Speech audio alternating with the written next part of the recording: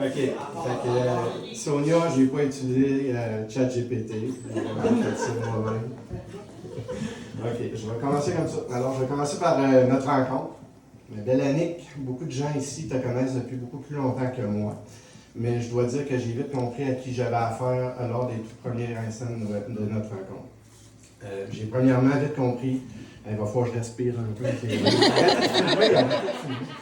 J'ai vraiment vite compris à quel point tes filles te sont chères et précieuses. Il y a des choses qui vont se entrecouper, on parle de la même personne, hein, c'est sûr.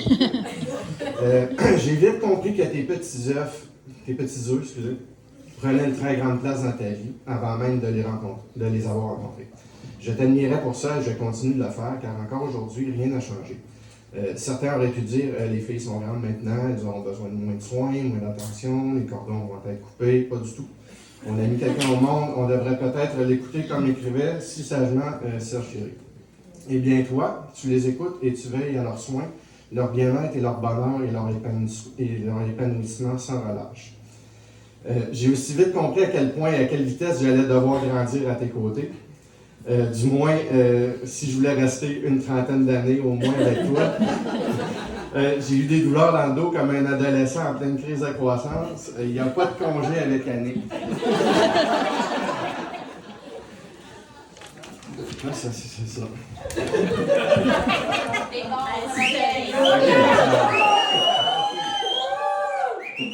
OK. Je devrais rester droit, intègre, rigoureux, intelligent, raisonnable. Bref, elle doit être fière de moi à tout instant.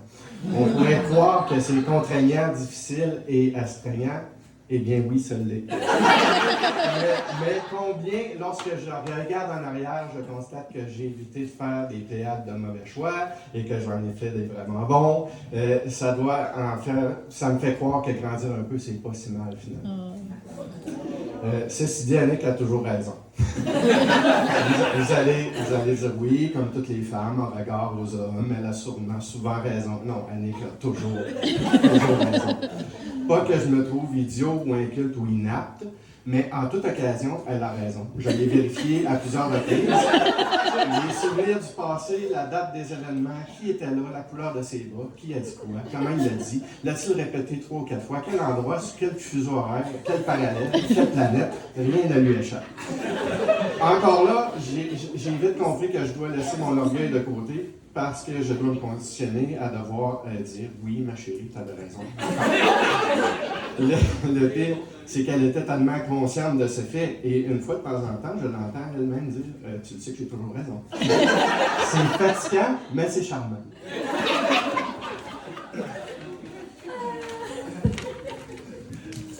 Je vais mettre une tablette électronique, j'aurais pas compris. Annick sait comment recevoir. Elle sait comment faire pour rendre tous et chacun à l'aise, content d'être là. Dites-moi que je me trompe ce soir, avez-vous du plaisir? Oui!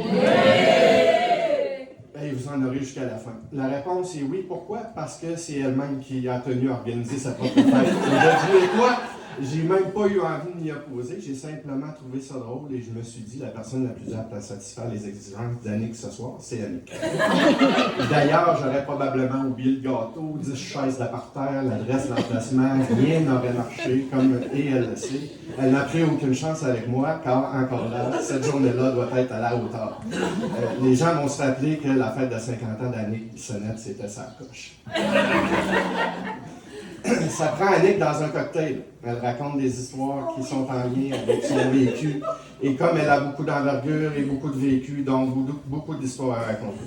Il y a des variantes parfois, je le sais car je les entends au moins 4 fois chaque. À chaque fois, il y a un petit détail supplémentaire, une petite expression nouvelle, une petite exagération, une petite comédie. C'est tellement agréable à entendre que je suis aussi attentif à la première version qu'à la dernière, justement pour voir quelle couleur elle va y donner cette fois. Ça fait un peu cliché, mais Annick, c'est assurément ma muse. Oui, t'as peu. Savez-vous qu'elle prend des décisions de gestion pour le groupe Océan sans que la direction n'en soit au courant? Pour ceux qui n'ont pas la référence, je travaille pour cette compagnie-là depuis un bon bout de temps. Elle me montre comment m'occuper correctement de mon staff. Elle tient au bien-être de mes employés malgré qu'elle ne les connaisse que très peu, pour la plupart. Elle veille à ce que je leur apporte un cadeau à Noël, que je leur souhaite bonne fête, que je m'occupe de leur offrir une activité, pas n'importe laquelle, elle doit être appropriée. J'ai mis ces conseils à exécution plus d'une fois et j'ai toujours été récompensé par des remerciements, l'appréciation et le sentiment d'appartenance renforcé de mes collègues de travail. Encore là, elle rayonne, cette fois par des actions indirectes, mais combien appréciées. Annick, c'est la famille, c'est les amis. C'est important de garder les liens forts, d'entretenir les relations. On se rencontre, on déjeune, on dîne, on soupe, on fête, on chill sur le patio, on voyage, on visite, on va aider, on jase, on se téléphone, on se texte. Bref, on reste en contact. Et en bout de ligne, on ne s'ennuie pas. Annick, c'est le travail, quel professionnalisme. Tous les endroits où elle est passée ont été transformés positivement. D'aucuns en témoignent, elle a enseigné au primaire et ses élèves lui en sont. J'arrête pas de couper le mot là. Lui en sont encore reconnaissants lorsqu'elle les recroise à l'épicerie.